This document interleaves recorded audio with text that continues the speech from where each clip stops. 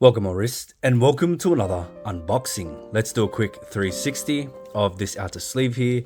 White outer sleeve, simple black branding, and this is a limited edition. So let's see. Here we have the inner box. A black box, has a really nice smooth soft texture to it. Silver Orient branding on the top, and again, limited edition. Let's open her up. Here's the watch. We'll put the watch to the side for now. Get this off. And let's take a look what we get inside. So here's the pillow, nice and big, squishy. It will accommodate a lot of wrist sizes. Inside, just the usual paperwork, all in Japanese because this is a limited edition only for the Japanese market, but I was able to get one. Alrighty, so the inside, it's like this felt material, very similar to that of the pillow. Black again, Orient branding on the top, just like the top of the box. Very simple box, nothing too special, but nice to have. Let's get to the watch. So it does still have some of its protective wrapping and stickers on it. So let's go ahead and take these off. We can see there are these two tags here, sapphire crystal and automatic. Let's see if we can, nice tabs to take them off without ripping them.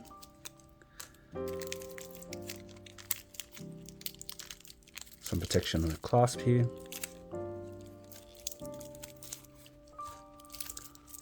See, let's peel this. Love peeling stickers off a brand new watch. It's so satisfying. There should be some on the underside as well. Yep. Let's get that off. Some clasp stickers.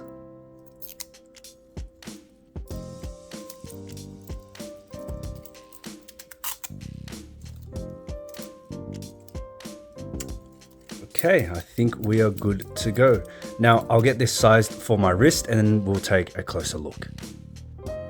Alrighty, sized to my wrist, and let's take a look at this dial because let's be honest, the main draw of this particular model of the Mako 40 is probably its dial, because this dial has a very unique, very light but vibrant blue to it. It's unlike anything I've seen before, and that's why I actually opted for this model.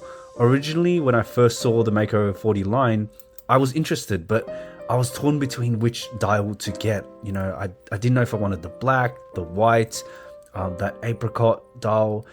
But when I saw this one, I knew this is the one I wanted. The only problem was, this is a limited edition and limited to Japan, so it can be a little difficult to obtain. And actually, when I was in Japan, I was trying to find this watch, but I couldn't find it.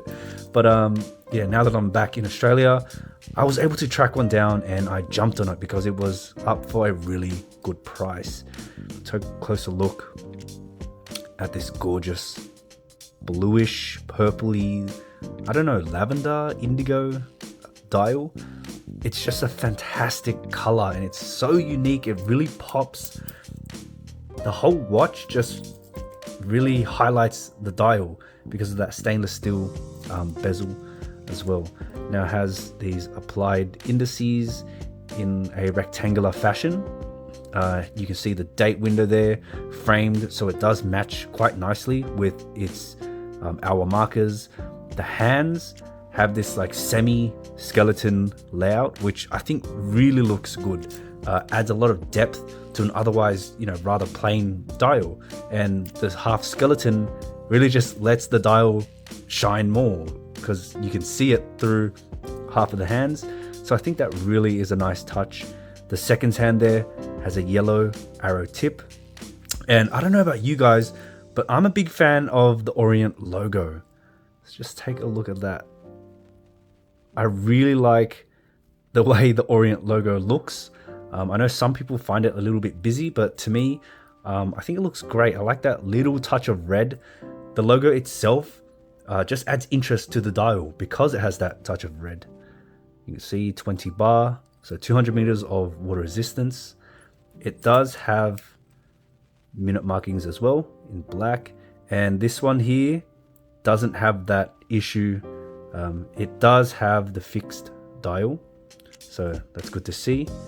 The sunburst effect on the dial is also rather nice. And I think it ties in well with the dial color itself. That light, vibrant color is highlighted by the sunlight rays, and it just looks fantastic as it shines through the light. And I can't wait to see what this looks like in the sun. I think the whole theme of this watch really just gives it that summer aesthetic. Now the bezel is a steel bezel, and at first when I was looking at the product shots, I thought the bezel had a bezel insert, like a steel bezel insert, but I don't think it's an insert. I think it's just one piece. This whole bezel is just one piece of stainless steel, which is very interesting because it does have that look of having an insert, because they do use the same design as the other Komatsu and other Orient diver models, where they have this very unique bezel construction where it has these kind of indentations.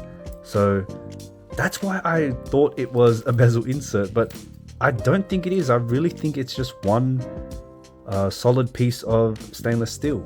Now it does have painted markings on the bezel, so it will be prone to scratching off and wearing off. Now let's check out the action.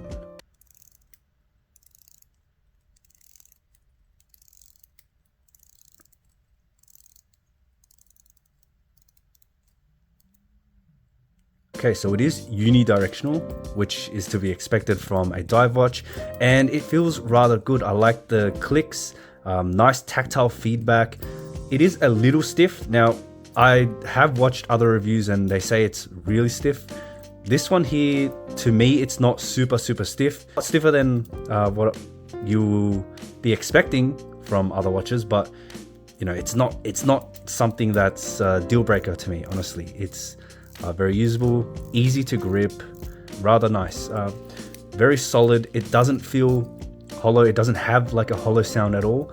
It's quite a nice bezel action with all things considered and considering the price point.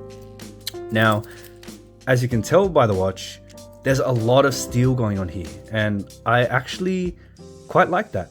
At first, when I was considering the Mako 40, I was a bit iffy on it because I do kind of like colored bezels more, but seeing it in person, I think it really works because it helps to just highlight the dial. The dial just shines through a lot, and when you take it away, move it further, you can really see how everything just works to emphasize that dial. There's all this stainless steel that kind of just frames that vibrant color to really show it off. And I think if you go for a Mako 40, consider one of their colored dials, because as you can see, it does work well to just show off the color.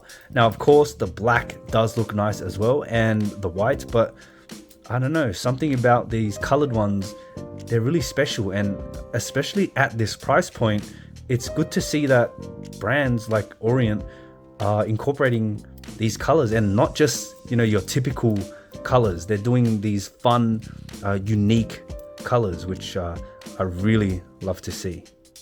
Now, the case on this one is very Skin Diver-esque because it doesn't have crown guards, and I think it looks nice. It gives it a more clean look. It looks less sporty, but you know, at the same time, it kind of does have more of that sporty edge because of the all steel bezel, more of that tool-like aesthetic. But I'm really digging the no crown guard look on this one. It's a more cleaner look, and it allows it to be slimmer too, because it is a smaller size compared to the other Orient divers. The absence of crown guards just gives it that further illusion of being a smaller watch, which, you know, I kind of like because I do have a 6.5 inch wrist, so I tend to like smaller watches. Now, it does have circular brushing on the top of the lugs. which transitions into polished sides, and it does have a slight beveled edge there, as you can see. Now, the transitions aren't extremely crisp, they're not super sharp, but again guys, consider the price of this watch. It's quite an affordable timepiece, and given its price point, it's actually quite good. You know, I don't find anything wrong with it, and it is a tool watch, and I think it just looks great. It's very appropriate for what it is. Now the bezel here ties in nicely with the case as well, because you do get this brushed component and a polished edge where the teeth are. So it kind of blends in nicely with how you get the brushing on the top of the lugs with polished beveled edge into the polished sides. Gives it a nice touch of flash and just makes it more interesting to look at instead of being this completely brushed look. So it does make it a little more versatile, but again, it does still lean more towards that tool watch aesthetic.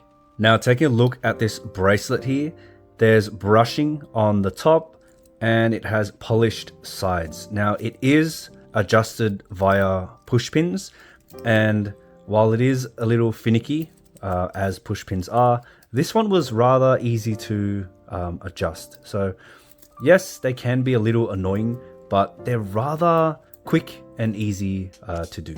Now the clasp here is stamped, as you can see, but it's not bad. You can see there, the finishing on the clasp itself kind of matches the watch head. You see the polishing and the brushing on the clasp here, you get brushing and polishing. So, and that slight beveled edge as well, just like the case. So tiny little detail, but I think it goes a long way, and you do get, again, the branding as well.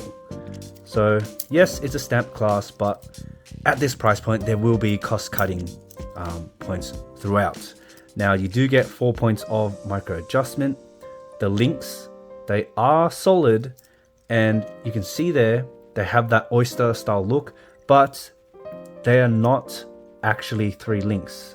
You can see they are single links with like a line or a groove imprinted in them. So you can see under as well. It looks like a 3-link bracelet. If I can get it to focus, let's see. It looks like a 3-link bracelet, but it's not. If you look closely, those lines have been placed there artificially. Okay, so it is a single link, and if you look closely, you will notice that they are not separate, which does kind of ruin the look. But again, this watch is quite affordable. I don't really expect amazing bracelets, but it does get the job done. It does have hollow end links, however, which is a shame. It would have been nice to have solid end links. Now the way the end links fit to the case isn't the greatest either. You can see the bracelet there isn't really meeting at the same height of the lugs, and there is this kind of gap or empty space that is left by these hollow end links. So yes, the bracelet fitment could have been much better as well. So the bracelet overall, it isn't that great, honestly. But again, they have to cut costs somewhere, and it will have more of that jangly feeling and sound. So while the watch head is actually rather fantastic, the bracelet is it's not that great. It's quite a letdown for the watch. So I don't know, I might strap this up on a rubber strap or a NATO strap, or I might find other straps that fit. Another thing about this bracelet is it lacks a taper, and I really think a taper would have made this watch look a lot better, because it is more of that slimmed down version of the Mako line. Having that tapered bracelet would just emphasize that slimming nature, and I think it just looks better in general having a tapered bracelet. But it is just one dimension, a straight bracelet. For the case back, it is a solid case back, and we do get these dolphins, which Orient likes to use, and limited edition lettering and numbered, of course, because this is, again, a limited edition watch. Here it is on wrist. Now I have about a 6.5 inch wrist for your reference. And right away, this bracelet has surprised me. Now I wasn't expecting it to feel as comfortable as it does. There's no hot spots and there's like this soft feeling to it. I can't really describe what it's like, but it feels soft, even though it's a stainless steel bracelet. It's not a strap or anything, but yeah, no sharp edges. The watch head is seated rather nicely, and I think that stainless steel bezel helps to make the watch appear smaller. Now, that being said, there is a bit of heft to the watch, so you will notice it on your wrist, so that is something to keep in mind if that is something that worries you. And you can really see there as it's on my wrist how much that dial just pops against that stainless steel case and the tone of my skin here. It's really vibrant, really jumps out at you. It's a very eye-catching dial. Okay, so here's a lume shot of the watch. It does have green lume. Now this lume is completely black, and I will tell you, the lume is not as good as I was expecting, I'll be honest. You can see it has lume on all the hour markers and hands, but no lume for the date there. So there will be that absence of lume for the 3 o'clock. And being a dive watch, I kind of expect the lume to be better, I'll be honest. It's not that bright at all. So something to keep in mind. There it is, guys. That's my unboxing and first impressions of the watch. Once I spend more time with the watch, I will do a more in-depth review. Let me know what watches I should compare this with, and let me know your thoughts about it in the comments. Which dial would you go for? And let me know what you think about this limited edition variant. If you liked the video, guys, give it a thumbs up and consider subscribing for more watch content. I'll see you in the next one.